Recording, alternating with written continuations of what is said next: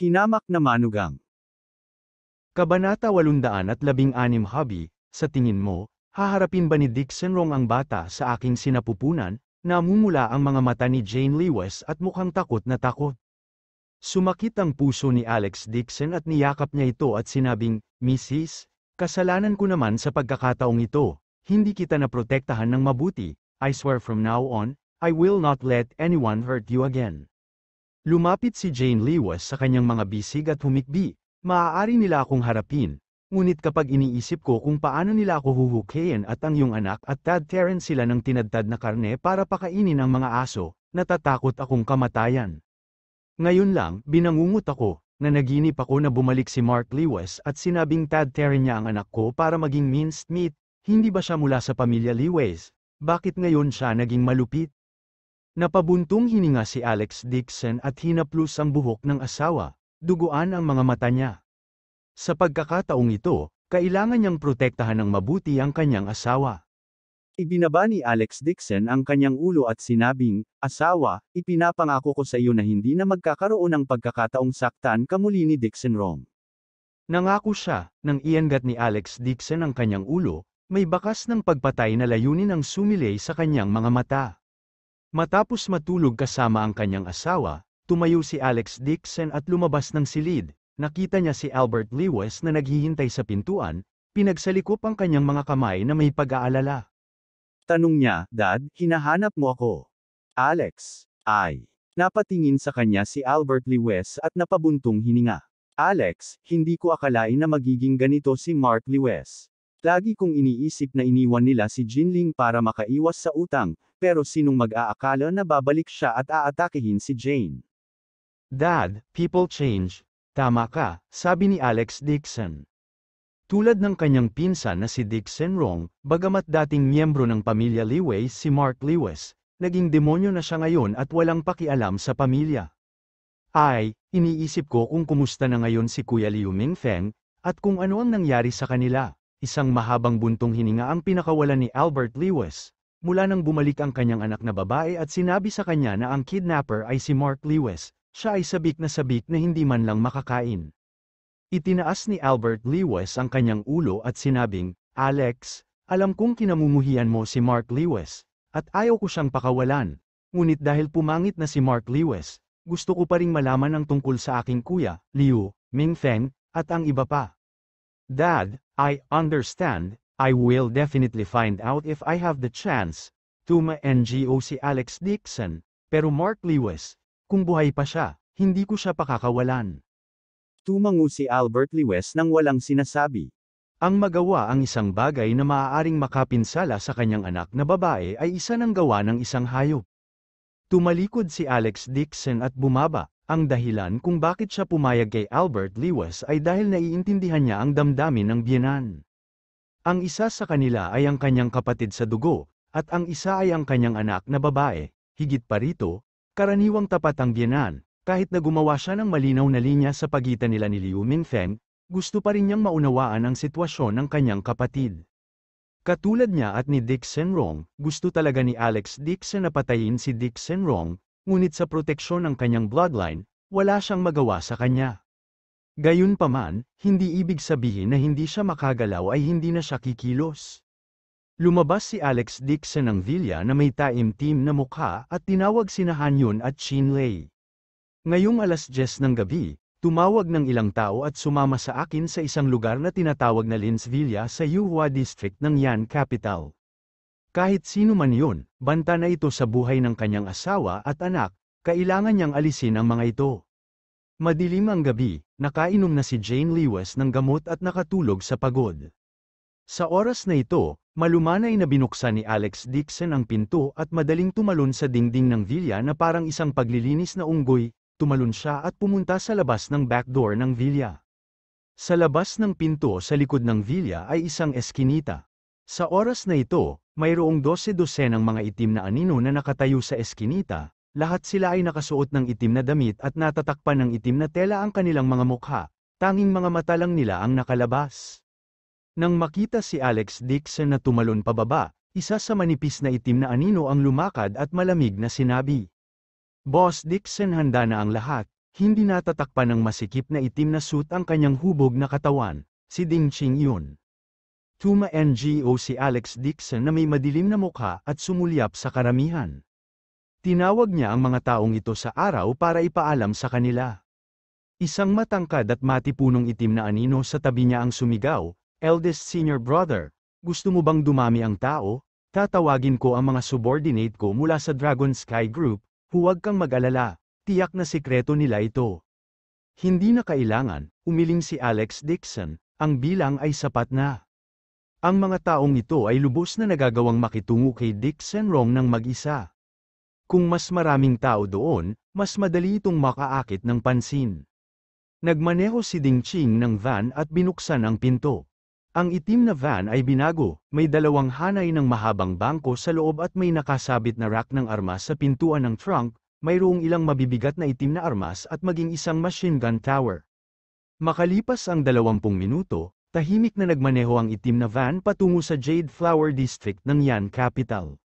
Sa isang marangyang villa, Si Dixon Rong ay nakasuot ng malaking pulang silk na pajama at tumatawag sa telepono sa galit. "Mom, Alex Dixon is really going too far. He actually don't take me serious at all." Hindi ko alam kung anong klaseng kasama ang pumasok sa Armed Forces team members ng Dixon family. Hindi talaga siya nakikinig sa utos ko at sumusunod sa utos ni Dixon. Kung hindi natin sugpuin ang kayabangan ni Alex Dixon, at kung gumaling ang mental state ng Old Master, how karaming pera ang makukuha ko pagbalik natin sa Yan Capital. Habang siya ay tumatawag, biglang bumukas ang pinto ng malakas. Isang figure ang natisod at nawala ng balanse. Bumagsak siya sa lupa. Laking gulat ni Dixon Rong kaya nakalimutan niyang tumawag, napatingin siya sa gulat. Ito ang bodyguard niya na may pananagutan sa kaligtasan ng villa, ngunit ngayon ay napuno siya ng dugo. Miss Dixon Rong, someone broke in. Ginamit ng security guard ang huling lakas niya para magsalita bago nahimatay sa lupa. Ano? Magpaliwanag ka ng malinaw sa akin. Nagulat si Dixon Rong at naglakad pasulong para sipain ang security guard ng marahas. Sino ba talaga ang pumasok sa villa? Nang siyang matapos magsalita ay biglang may malamig na boses ang narinig mula sa kanyang likuran. "Ako ito," nang inig ang buong katawan ni Dixon Rong at lumuwag ang kanyang kamay, biglang nabasag ang phone na hawak niya sa marble floor. Bigla siyang lumingon, takot na takot ang mukha niya na para siyang nakakita ng multo. Alex Dixon, sa kanyang likuran, ang bintana ay nakabukas, at ang mga kurtina ay natangay ng malakas na hangin. Si Alex Dixon, nakasuot ng itim, ay malamig na nakatayo sa bintana. Sa likod niya, may 12 malamultong itim na anino. "Ikaw, paano ka nakapasok dito?" Laking gulat ni Dixon Rong kaya namamanhid ang kanyang anit, hindi niya napigil ang umatras at sumigaw ng mahigpit, "Bodyguard, pumasok ka dali." Hindi na kailangang tawagan, malamig nang umuso si Ding Ching, "Kung pinag-uusapan mo ang mga basura sa labas, pasensya na, pero maayos na ang lahat." "Ano?" Napabuntong hininga si Dixon Rong dahil sa gulat at galit. Ang kanyang villa ay na-install na may pinaka-advanced na infrared monitor at higit sa 20 bodyguard. Hindi niya inaasahan na dadalhin ni Alex Dixon ang napakaraming tao at papasok sa bulwagan nang hindi niya nalalaman. Pagkaraan ng ilang sandali, nagawang kumalma ni Dixon Rong at sinabing may malamig na ungol, "Alex Dixon, huwag mong kalimutan kung sino ako. Kung maglakas loob kang atakihin ako, tiyak na papatayin ka ng Dixon family. Mali ka." Malamig ang boses ni Alex Dixon, "Ang mga patay ay hindi marunong magsalita." Kabanata 817. Biglang lumiit ang mga pupils ni Dixon Rong, bigla siyang sumigaw ng malakas, "Alex Dixon, are you crazy? How dare you attack me?" Ipinsangipin, "Di ba, pinsan?" Ngumiti si Alex Dixon. Ang kanyang malamig na ngiti ay may bahid ng uhaw sa dugo. Napagpasyahan niyang dalhin ang kanyang mga tauhan dito sa pagkakataong ito. Hindi siya papayag na may magbanta sa kanyang asawa at sa kaligtasan ng kanyang hindi pa sinisiyasat na anak. Kung sino man ang nagnanais na saktan ang kanyang asawa at anak, hindi siya magdadalawang isip na pumatay ng libu-libong tao, kahit na nag-iisip ito ng pag-akyat sa bundok ng mga espada o lamusong sa dagat ng apoy. "Lin Rong, may titulo ka lang na disipulo ng Dixon clan, pero gusto mo akong i-bully?" malamig na umungol si Alex Dixon, ngunit nakalimutan mo na, hindi ka lehitimong inapo ng mga Dixon. Ang ekspresyon ng mukha ni Dixon Rong ay naging baluktot, at siya ay nagmukhang napakabangis sa ilalim ng kalangitan sa gabi. Ito ang pinakakinatakutan niya, ang kanyang ama, si Dixon Yulong, ay ipinanganak na may kasamang babae sa labas. Ang ina ni Alex Dixon ay lehitimong anak ng isang marangal na pamilya. Palaging tinatrato ng matandang master si Alex Dixon bilang magiging master ng Dixon family hanggang sa tumakas siya sa bahay. Alex Dixon, ang galing mo, malakas na sigaw ni Dixon Rong, sa tingin mo ba ay wala akong naiwan? Habang nagsasalita siya, bigla siyang sumipol at humihip ng malakas. Pagkalipas ng ilang segundo, tulad ng tunog ng isang kaibigan ng mga ibon na tumatalon sa bubong, isang dosenang o higit pang blackman ang dumaong sa looban mula sa bubong, wala man lang tunog, maliwanag, mayroon siyang napakataas na cultivation base. Nakikita mo ba? Pinag-cruise ni Dixon Rong ang kanyang mga braso at kampante ng inisyan, masyado ka pa namang malambing, akala mo ba wala akong defensive measures? To tell you the truth, hindi namatay si Mark Lewis, sinadya kong na-miss ang shot na yun, sayang isang hakbang na lang niya, mula sa pagputol ng iyong bastard sa tinadtad na karne bilang pagkain ng aso. Mabagsik ang mukha ni Alex Dixon. Ang kanyang mga mata ay puno ng matinding pagpatay, at ang kanyang katawan ay naglalabas ng nakakatakot na ginaw. Gayunpaman, tumikim si Dixon Rong at sarkastikong sinabi, "Ano, sumabog ka nang banggitin mo ang mga bata sa sinapupunan ng iyong asawa? Gusto ko talagang hukayin ang bastos na yun sa tiyan ng iyong asawa at aipakain siya sa mga aso. Makikita ko ang iyong ibig sabihin kapag darating ang oras."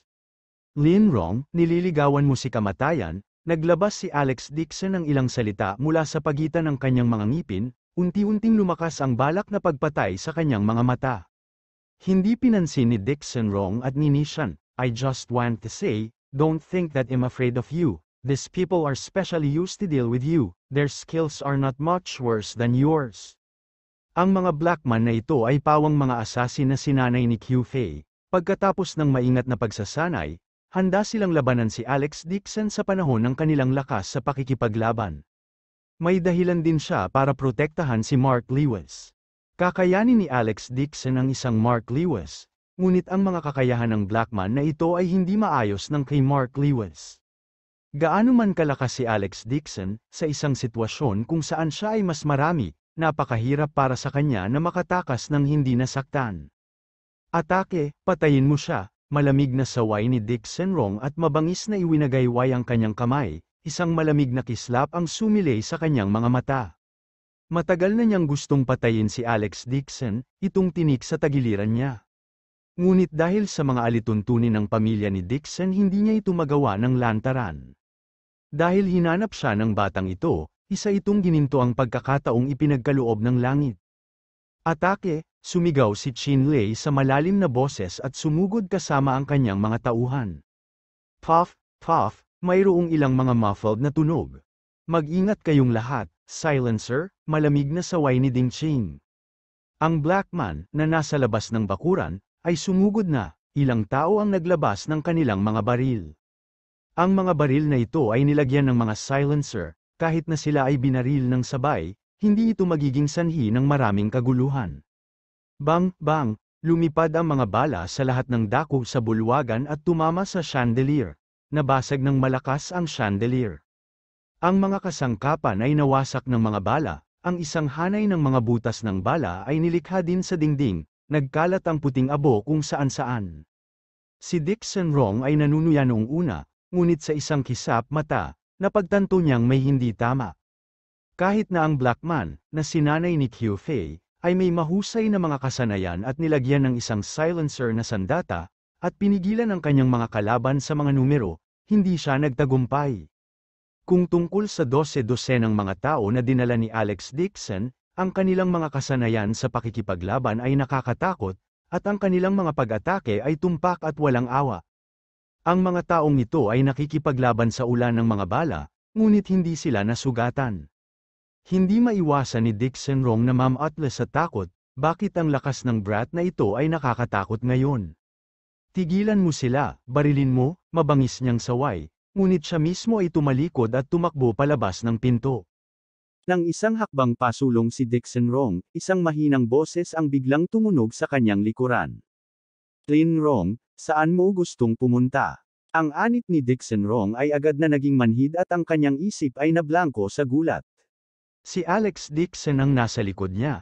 Nang ang malamig na talam ay idiniin sa kanyang leeg na si Dixon Rong ay bumalik sa kanyang katinoan. Puno ng gulat ang mga mata niya. Malamig na nakatayo doon si Alex Dixon, ang talam ng pangangaso sa kanyang kamay ay idiniin sa leeg ni Dixon Rong. Paanong ang mga basurang assassin na ito na sinanay ni Qiu Fei ay magiging katugma ng Dragon Sky Group at ng mga piling miyembro ng Special Forces? Ikaw, anong gusto mong gawin? Sa wakas ay mapanatili ni Dixon Rong ang kanyang pagmamataas at hindi nanginginig ang kanyang boses. Nasaan si Mark Lewis? Malamig ang boses ni Alex Dixon. Nasaan si Qiu Fei? Pinigilan ni Dixon Rong ang kanyang takot at pinilit ang sarili na manatiling kalmado. Nakapunta na si Qiu Fei sa ibang bansa, masyadong masakit ang mga pinsala ni Mark Lewis, at kinuha niya ang Dark Group, kung nasaan siya, hindi ko alam. Malamig na sabi ni Alex Dixon, kung ganoon, wala kang silbi sa kanya. Habang nag-uusap ang dalawa, malapit nang matapos ang labanan sa bulwagan. Ang tinaguriang Special Training Killers ay halos lahat ay itinumba sa lupa.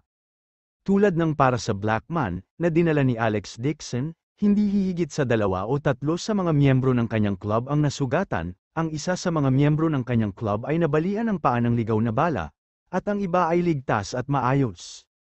Halos mawala ng pag-asa si Dixon Rong nang makita niya ang bulwagan na puno ng mga pool ng dugo. Gaano kalalim ang natatagong lakas ng brat na ito? 3. Maging ang mamamatay tao na sadyang sinanay ni Qiu Fei ay kasing vulnerable ng Tofu sa harap ng kanyang mga nasasakupan. Hindi ngayon ang oras para hulaan ang lakas ni Alex Dixon, ang pinakamahalagang bagay ay ang mailigtas ang kanyang buhay. Biglang nang inig si Dixon Rong, sa wakas, ibinaba niya ang kanyang mapagmataas na ulo at sinabi sa mahinang boses, Alex Dixon, kinasusuklaman kita noon. Ngunit ang pagkidnap sa iyong asawa ay personal na hinihiling ni Mark Lewis, sa karamihan, hindi ko ito iniulat. Ganun ba? Ngumiti si Alex Dixon. Pero bakit pakiramdam ko ikaw ang nag-utos? Hindi ako, I swear, mabilis na tawag ni Dixon Rong. Kung inamin niya ito, magkakaroon lamang ng kamatayan sa huli. Lumingon si Dixon Rong at pilit na pinipigilan ang isang luha. She said dryly, Alex, naalala mo pa ba noong bata pa tayo? Naglalaro tayo sa bakuran at tinawag mo pa akong pinsan, nung mga oras na yon. Siyempre naaalala ko, malamig na putol ni Alex Dixon sa kanya. Noon, itinulak mo ako sa pond at muntik mo akong malunod, pagkatapos noon, itinulak mo ang responsibilidad sa akin. Panik na sabi ni Dixon Rong, ito ay isang aksidente, pinsan mo ako, bakit kita itutulak? Nakita ni Alex Dixon ang kanyang panlilinlang sa unang sulyap at hindi niya nakita. Malamig niyang sinabi, Lin Rong, huwag mo akong laruin ang family card. Hindi ko ito kukunin. Paulit-ulit mo akong inatake at pinagkuntsaba pa si Mark Lewis para saktan ng asawa at anak ko. Hindi mo na ako pamilya. Gusto pa rin ni Dixon Rong na galawin si Alex Dixon at naluluhang sinabi, kahit ano pa, okay pa rin si Jane Lewis at ang anak mo. Maaari mong palitan ang iyong asawa at maaari mong ipanganak ang bata. Ngunit ang relasyon ng dugo sa pagitan hindi tayo maaaring maghiwalay kahit na ano. Kabanata 818 Bloodline.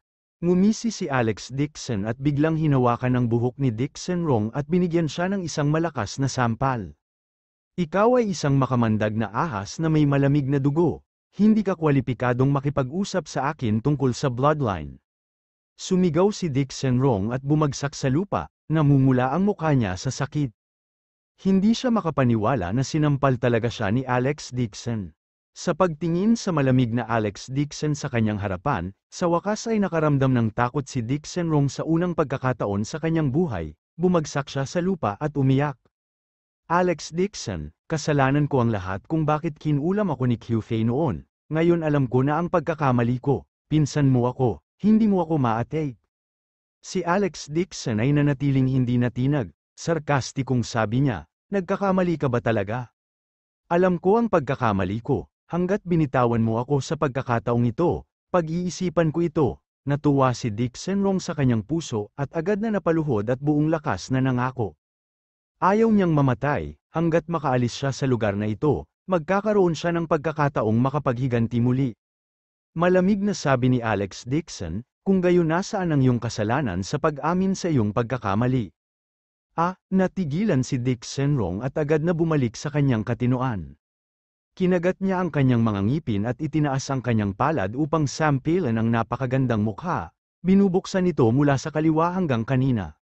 Alex, kasalanan ko lahat nung nakaraan, kasalanan ko. Patuloy na sinasampal ni Dick Senrong ang sarili, napakabigat ng sampal niya. Namamaga at namamaga ang kanyang magandang mukha, na kadalasang ginagamit niya ng daan-daang libong dolyar para i-maintain, pati ilong niya dumudugo sa sampal.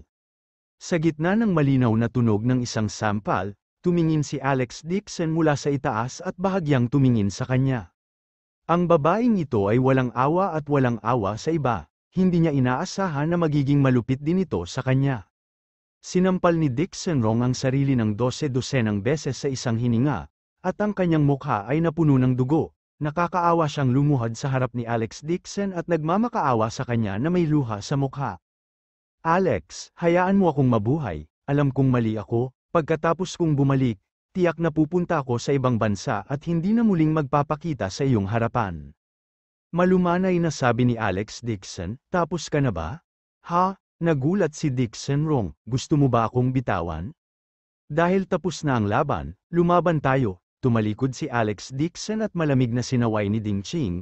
Una, baliin mo ang mga paa niya, magpahinga ka lang, huwag mo siyang hayaang mamatay ng ganoon kadali. Oo, walang ekspresyon si Ding, naglakad siya pasulong at hinawakan ang palso ni Dick Senrong at pinaikot ito ng malinis. Agad na nagpakawala si Dick Senrong ng malungkot na sigaw at ang kanyang braso ay pilit na binali ni Ding Ching.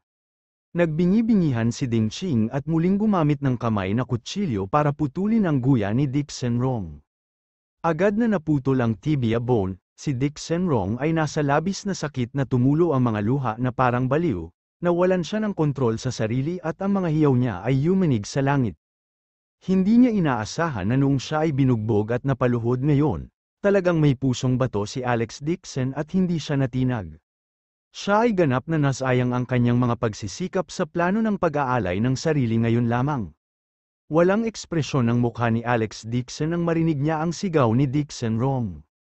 Alam na niya kung anong klaseng tao si Dick Senrong, siya ay ganap na walang pakialam sa kanyang paghingi ng awa sa ngayon, ito ay walang iba kundi ang pagnanais na magdusa pa siya ng kaunti. Relasyon, patungo sa ganitong uri ng bisyo na babae, wala siyang kahit katiting na awa. Ilang sinag ng malakas na liwanag ang sumilay mula sa labas ng bintana. Bumukas ang pinto, at mabilis na pumasok ang dalawang hanay ng Blackman, pumila sa magkabilang gilid. Isang babaeng nasa katanghaliang gulang na nakasuot ng itim na damit, sa ilalim ng proteksyon ng 8 matitigas na bodyguard, ang pumasok na nakataas ang ulo, at nakataas ang ulo. Bagamat ang babaeng ito ay malapit na sa 50, napanatili niya ang kanyang sarili ng mahusay, at ang kanyang mga mata ay lubhang matalas. Pumasok ang babae sa bulwagan at sinulyapan si Dick Senrong na puno ng dugo. Galit na galit siya at tumingala na may malungkot na mukha. Alex Dixon, how dare you do this to the descendants of the Dixon family? Hindi ka ba natatakot na gawin ito sa iyo ng Dixon family? Lumingon si Alex Dixon at malamig na tinitigan ang medyo may edad na babae. Ang nasa katanghaliang gulang na babaeng ito, na kasing yabang ng isang reyna, ay ang biolohikal na ina ni Dick Senrong, si Jiao Su. Ang panganay na anak na babae ng pamilya Jiao. Nay, iligtas mo ako, mahinang sigaw ni Dick Senrong. Nakita ni Jiao Su na ang kanyang anak na babae ay natatakpan ng mga sugat at ang kanyang mga mata ay parang mga awl. Mabangis niyang sinaksak ang katawan ni Alex Dixon at itinuro ito. Hulihin siya at ibalik sa pamilya Jiao para sa interogasyon. Kasunod ng utos niya, agad na sumugod ang 8 bodyguard sa likod niya. F***CK, anong gusto mong gawin sa panganay kong kuya? Agad na sumigaw si Chin Lei at humakbang pasulong. Kasabay nito, ang Dragon Sky Group at ang mga piling dayuhang puwersa sa likod ni Dixon Moyan ay sumulong din at tumayo sa harap ni Alex Dixon. Dalawang hanay ng mga tao ang nakatayo ng magkaharap, hindi nagbibigay daan sa isa. Sobrang tense ang atmosphere, malamig ang mukha ni Jiao Su habang sumisigaw, Alex Dixon, mapangahas ka talaga.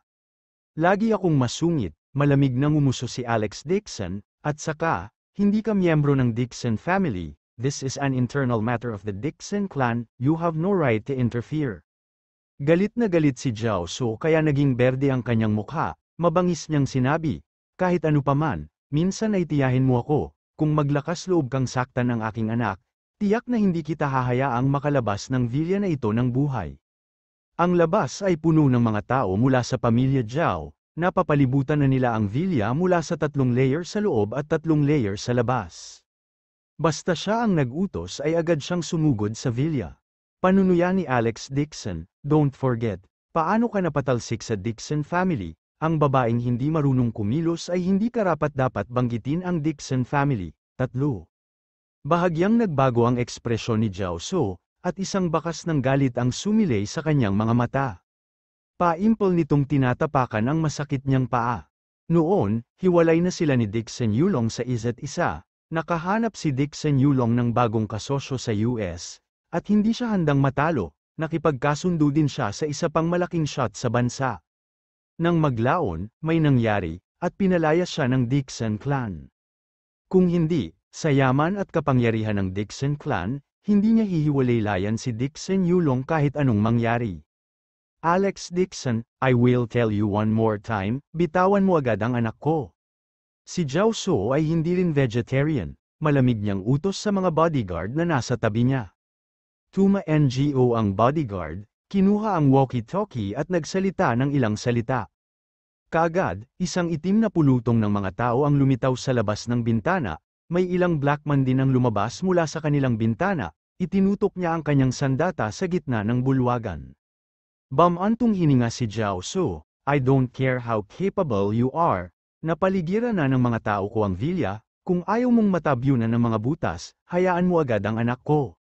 Bagamat sinabi niya yun, nakapagdesisyon na si Jiao Su sa sandaling makita niya ang miserableng kalagayan ng kanyang anak.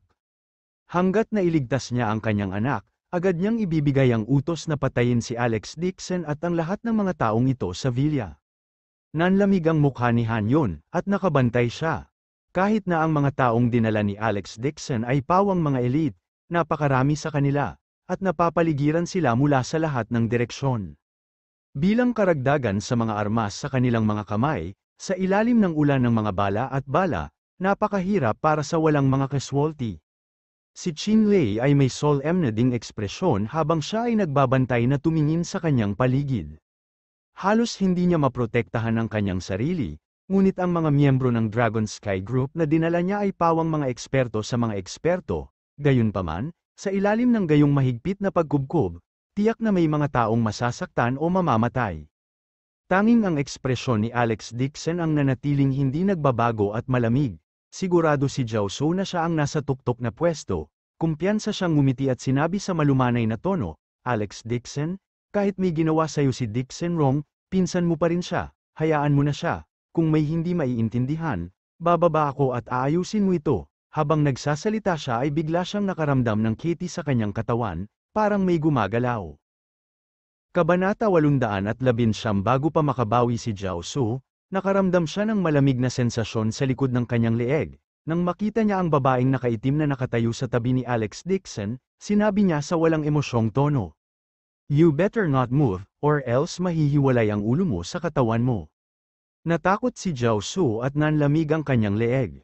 Sa gilid ng kanyang mata, nakakagulat na natagpuan niya ang isang itim na ahas na kasing kapal ng chopstick na hindi namamalayang gumapang sa kanyang leeg, na nagluwa ng pulang sulat.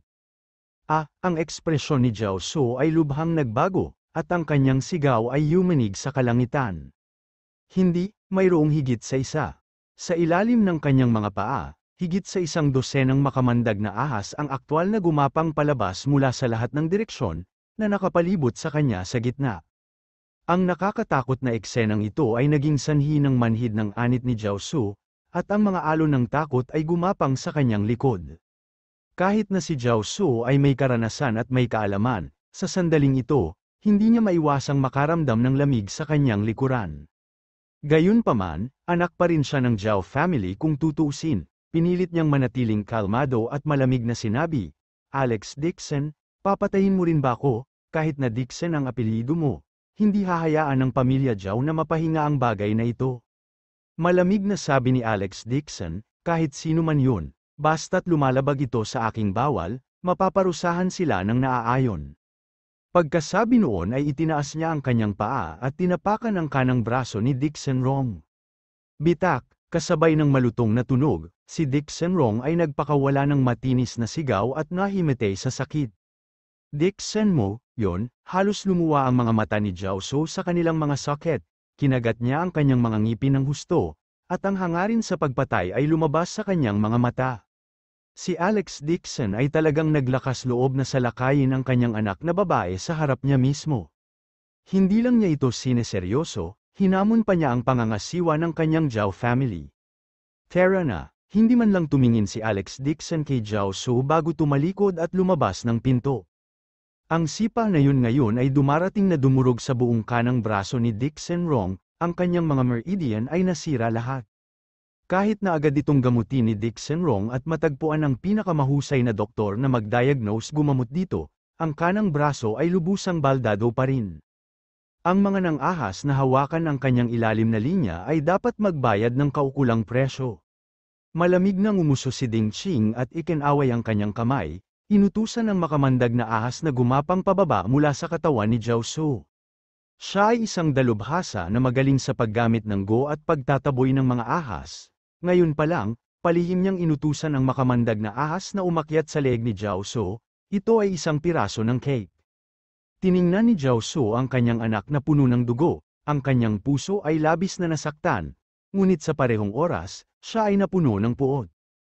Nang makalangoy ang makamandag na ahas, agad siyang sumigaw. Pigilan mo sila, barilin mo sila hanggang sa mamatay. Habang nagsasalita siya, biglang tumalikod si Alex Dixon, na naglakad papunta sa pinto at parang kidlat ang kamay. Ding, isang mahinang tunog ang umalingaw-ngaw. Ang brilyante na hako na isinuot ni Zhao Su sa kanyang kanang tainga ay talagang nabasag at nahulog mula sa kanyang tainga. At ang hidden weapon na nakabasag ng brilyante na hako ay isang piraso lang ng dilaw na dahon. Ang dahon ay ganap na lumapag sa lupa, na hindi nasira. Napabuntong hininga si Zhao Su, nakatingin sa mga tuyong dahon sa lupa, ang puso niya ay nabalot ng gulat. Ang mga nakapaligid na tagapaglingkod ng pamilya Zhao ay natulala din. Ang piraso ng tuyong dahon ay lubhang marupok at maaaring durugin sa isang hakbang. Pero sadyang itinapon ni Alex Dixon ang dahon, at talagang nabasag nito ang brilyante na matatawag na pinakamahirap na materyal. Isang bakas ng dugo ang dahan-daang lumitaw sa kanang pisngi ni Zhao Su. Mahinang sinabi ni Alex Dixon, Zhao Su, huwag mong hanapin ang kamatayan, kung hindi, walang susunod na pagkakataon. Pagkasabi noon ay mahinahon siyang tumalikod at lumabas ng pinto. Namumula ang mukha ni Zhao Su, tinitigan niya si Alex Dixon at iba pa ang papalabas ng vilya, hindi pa rin nawawala ang lamig sa likod niya. Ngayon lang, malinaw na binabalaan siya ni Alex Dixon. Sa sandaling ito, isang black man sa tabi niya ang nagsabi na may nanginginig na boses, Director Zhao, hindi ko akalain na si Alex Dixon ay magkakaroon ng ganoong cultivation base, kahit na tayong lahat ay sabay-sabay na umatake, natatakot akong hindi tayo kaya mo siyang pigilan.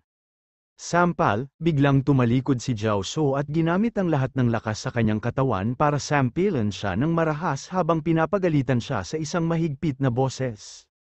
Isang grupo ng mga walang kabuluhan, isang Alex Dixon lang ay sapat na para takutin ka hanggang dito. Ang aking pamilya Zhao ay naitatag sa loob ng daan-daang taon, anong uri ng mga tao ang hindi ko pa nakikita?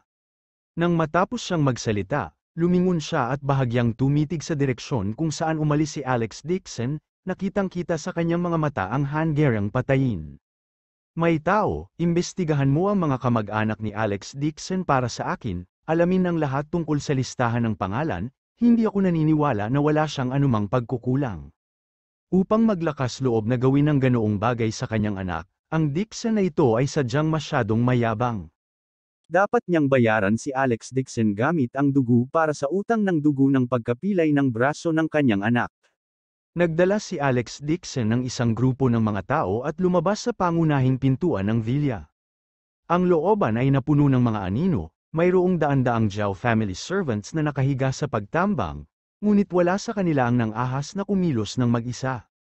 Pagharap sa isang eksperto, kung gumawa sila ng padalos-dalos, maaari silang mamatay bago pa man sila makakilos. Tumabas si Alex Dixon sa villa at biglang tumalikod. Itinaas niya ang kamay at iwinagayway ito sa hangin. Katsa, sa langit na puno ng mga bituin, biglang pumalakpak ang kulog. Ang isang maliwanag na kidlat, tulad ng isang malaking espada na nahati ang langit at lupa, ay agad na bumagsak mula sa langit, na tumpak na tumama sa villa. Boom, free tinamaan ng kidlat ang marangyang villa, at agad na nagliyab na nagdulot ng makapal na usok. Naghiyawan sa takot ang mga tao, at sunod-sunod ang hiyawan. Malamig ang ekspresyon ni Alex Dixon, at tumalikod na siya para umalis. Kanina lang niya ginamit ang Thunder Order para sunugin ang villa ni Dixon Rong. Kung makakatakas ang mag-ina, depende yun sa buhay nila. Ang balita ng pagbagsak ng pamilya Bai sa Magdamag ay kumalat lamang sa Yan Capital makalipas ang ilang araw. Sa oras na kumalat ang balita sa buong bilog ng negosyo, kakaunti na lang ang natitirang miyembro ng pamilya Bai. Inimbestigahan ang mga ari-arian ng pamilya Bai, at pribado silang nagbebenta ng mga pekeng, nagpuslit ng mga ilegal na droga, nagpuslit ng mga buwis, at pribadong nagtayo ng silid ng pagpapahirap sa kasino, isang serye ng itim na materyal ang inihayag, at na-hype up ng iba pang pangunahing media outlet. Ang pinaka-nakakagulat ay ang talagang gustong kumita ng pamilya Bai mula sa ibang bansa, at nag-import sila ng mga gamot na nakakapinsala sa gin ng tao mula sa mga dayuhang kriminal, at ginamit ang mga ito sa paggawa ng droga. Ang pinaka-nakakagulat ay ang talagang gustong kumita ng pamilya Bai para sa kanilang sarili, at nag-import pa sila ng mga gamot na nakakapinsala sa gin ng tao mula sa mga dayuhang kriminal, at ginamit ang mga ito sa paggawa ng droga. Ang gamot na ito ay masasabing isang talamak na lason na maaaring pumatay ng tao, sa katagalan, sisirain nito ang mga gene ng mga inapo ng tao, at maaari pa itong maging sanhi ng mutation ng mga gene ng tao, ang mga kahihinatnan ay hindi may isip. Nang ibunyag sa publiko ang itim na materyal ng pamilya Bai, ang buong bansa ay nagkagulo, na tinutuligsa ito ng sunod-sunod. Pinunan ng lahat ng uri ng media outlet ang Bai dahil sa nagdudulot ng pinsala sa pamilya Yan Xia, para naman sa mga taong dati bumili ng gamot mula sa pamilya Bai, galit din sila sa mga lansangan at nagtaas ng mga banner, para magprotesta. Lalo na ang mga pamilyang bumili ng gamot sa Bai family para sa mga buntis at bata, nang marinig nila ang gamot ng pamilya Bai na pinaniniwalaan nila ay gumamit talaga ng ilegal na gamot, lalo na silang nagalit. Sa ilang sandali, ang mga headline sa Weibo ay tungkol sa pagtuligsa sa trending topic ng Bai family, sunod-sunod ding ipinalabas ang balita. Ang alamat ng Bai Family Pharmaceuticals ay gumuho magdamag, at ang pangalan ng Yan Xia Sinner ay idinagdag sa listahan.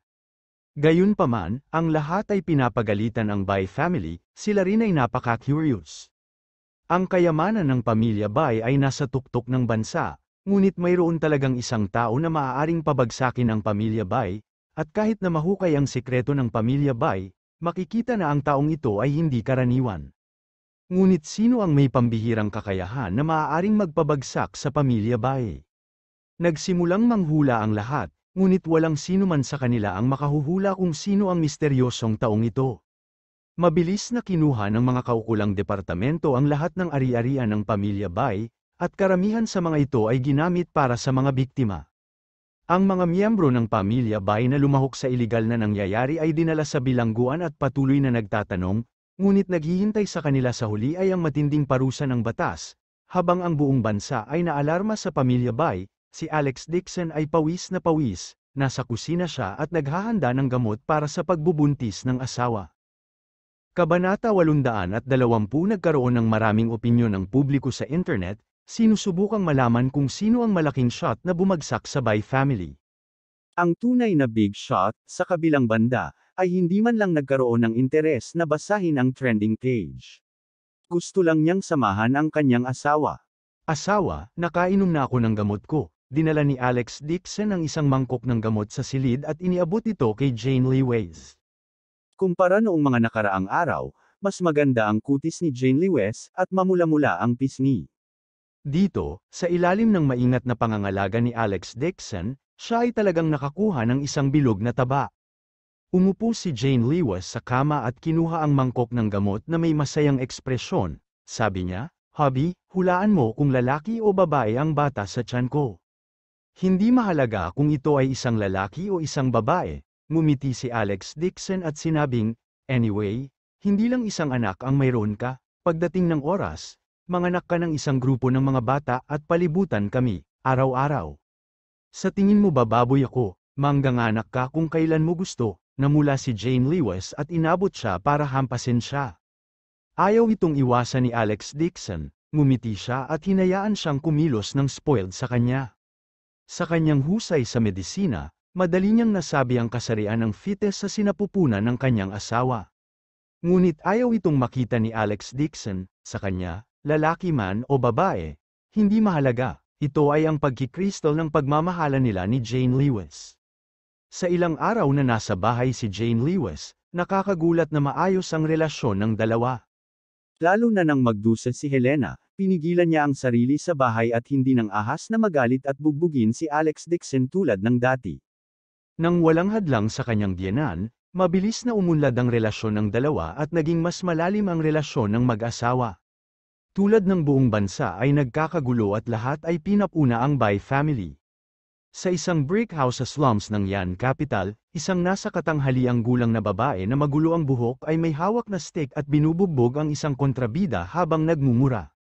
Tuldok, "Alex Dixon, isinumpay kitang mamatay. Ikaw ang naging dahilan ng pagkamatay ko, isang pulubi mula sa Shu family. Ikaw ang bane ng pamilya ko." Ang gasgasan at hindi malinis na babaeng ito ay nakakagulat na panganay na pinsan ni Helena si Shu Chun.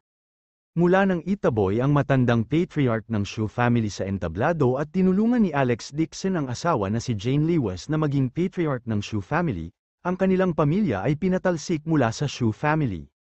Sa sobrang galit, hiniwalayan siya ng kanyang asawa at pinalayas siya ng bahay. Kinasusuklaman din siya ng kanyang anak na si Lu Jian dahil sa pagiging makialam at walang pakialam sa kanya.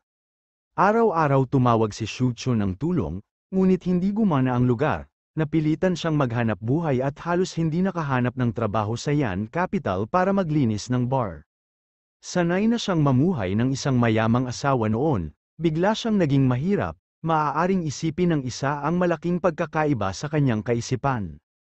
Sinisi ni Shu Chun ang lahat ng ito kay Alex Dixon, kinasusuklaman niya ito hanggang sa buto, tuwing may oras siya, binubugbog niya ang kontrabida. Gumamit siya ng kahoy na patpat para isulat, "Alex Dixon, Jane Lewis, Helena," isang pirasong papel na naghihintay sa pangalan ng pamilya Lewis. "Bubugbugin kita hanggang mamatay at isumpa ang buong pamilya mo hanggang kamatayan." Habang si Shu Chun ay baliw na naglalabas ng kanyang galit, isang marangyang itim na Mercedes-Benz ang dahan-daang huminto sa kanyang harapan. Ang makintab na Mercedes-Benz ay hindi nababagay sa paligid ng mga slums. Agad na natakot si Shu Chun, akala niya ay may dumating na humabol sa kanya at gustong tumakbo. Habang tumatakbo siya ng 2 hakbang, may ilang matipunong lalaking nakasuot ng itim na suit ang lumitaw sa likuran niya at pinigilan siya. "Huwag mo akong patulan, wala akong pera." Sa sobrang takot ni Shu Chun ay napahawak siya sa kanyang ulo at tumingkayad sa lupa, humihingi ng awa. Pa, kasabay ng malutong na tunog ng high heels, nakita ni Shu Chun ang isang pares ng Chanel Limited Edition na high heels sa kanyang harapan, ang dulo ng sapatos ay nilagyan pa ng mga diamante. Natigilan siya at hindi naiwasang tumingala, nakita niya ang isang medyo may edad na babae na nakasuot ng itim na palda na nakatayo sa kanyang harapan at nakatingin sa kanya. Saglit na nawala sa pag-iisip si Shu Chun at ang kanyang puso ay napuno ng puot. Kung hindi dahil kay Alex Dixon, namuhay siya ng ganito kasaya. Bukod dito, mayroon siyang ilang pares ng limited edition na high heels noon. "Sino ka?" maingat na tanong ni Shu Chun. Ang nasa katanghaliang gulang na babae ay ngumiti ng mayabang at sinabing, "Shu Chun, hindi kita asawa, tingnan mo ngayon, mas masama ka pa sa aso." "Ano ang kinalaman nito sa'yo?" Galit na galit si Shu Chun at agad na nagmura. Hindi naman nagalit ang middle-aged na babae at ngumiti lang, "Alam ko, si Alex Dixon ang naging dahilan kung bakit ka nagkaganito, lahat ng kamalasan mo ay dulot niya. Siya yun, ito si Dixon, siya ang kapahamakan ng pamilya ko, agad na sumigaw si Shu Chun. Pagkatapos niyang mailabas ang kanyang galit, sa wakas ay nagsalita ang nasa katanghaliang gulang na marangal na ginang. Dahil siya ang salarin na nanakit sa pamilya mo, gusto mo bang maghiganti? Oo, syempre gusto ko, kinagat ni Shu Chun ang kanyang mga ngipin at mabangis na sinabi, hindi na ako makapaghintay na makitang mamatay ang kanyang buong pamilya. Ngayon, bibigyan kita ng pagkakataon, isang bagay ang gagawin mo para sa akin, hindi mo lang maihiganti si Alex Dixon, kundi hayaan mong ilabas mo ang galit sa iyong puso. Niyugyug ng nasa katanghali ang gulang na babae ang kanyang balahibo na pamaypay at nakangiting sabi, bukod dito, pagkatapos mong magtagumpay, ipinapangako ko sa iyo na hahayaan kitang bumalik sa pamilya Shu at bumalik sa dati mong buhay. Talaga, biglang lumiwanag ang mga mata ni Shu Chun. Ang pagbabalik sa buhay ng isang marangal na ginang ay isang bagay na kanyang pinangarap. I never easily promise. I will keep my word. Ang middle-aged na marangal na babae ay matikas na ngumiti. Okay, promise, sumang-ayon si Shu Chun nang walang pag-aalinlangan. Gusto na niyang makaalis sa mahirap na buhay na ito, kahit na walang ganoong paraan ang nasa katanghali ang gulang na babae, kaya pa rin niyang maghiganti kay Alex Dixon. Naayos ko na ang plano, gawin mo ang sinasabi ko, sabi ng nasa katanghali ang gulang na marangal na ginang at sinenyasan ang mga bodyguard sa likod niya na ipinasa kay Shu Chun ng isang paper bag, kasabay nito, isang bakas ng kamandag ang sumilay sa kanyang mga mata. Nasa bahay si Helena at kumakain ng merienda sa sofa. Habang kumakain siya, sinusumpa niya si Alex Dixon sa puso niya. Kung hindi dahil sa gulo na dulot ng basurang ito, hindi sana nasugatan ang kanyang anak, at ang Shu family ay hindi nawasak ng isang tao nang walang dahilan. Pagkatapos nito, gumastos siya ng higit sa 2 milyon para ayusin ito. Bagamat ang perang ito ay binayaran ni Alex Dixon, nakaramdam pa rin ng kirot sa puso ni Helena, pakiramdam niya ay pribadong pag-aari niya ang pera ni Alex Dixon. Sa oras na ito, isang figure ang pumasok mula sa labas ng pinto. Bakit ka nandito? Agad na kumunat ang noo ni Helena at walang galang na tumayo. Go, go, go, you are not welcome here. Helena, bakit mo ako tinatreto na parang isang tagalabas, espesyal akong pumunta sa iyo? Si Shu Chun ay nakasuot ng mink fur coat at ang kanyang buong katawan ay nagniningning sa mga alahas. Casual niyang tinawag ang katulong sa likod niya at naglagay ng 7 o 8 kahon ng regalo sa mesa. Kasabay nito, kusa niyang itinaas ang kanyang kamay at inihayag ang pigeon egg na malaking brilyante na kumakanta sa kanyang kamay. Nang makita ang diamond ring, dumiretso ang mga mata ni Helena.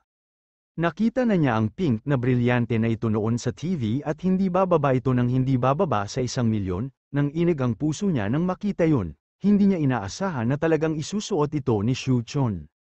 Napangiti si Shu Chun nang may pagmamalaki at iniisip ang sarili niyang negosyo habang nakaupo siya sa sofa.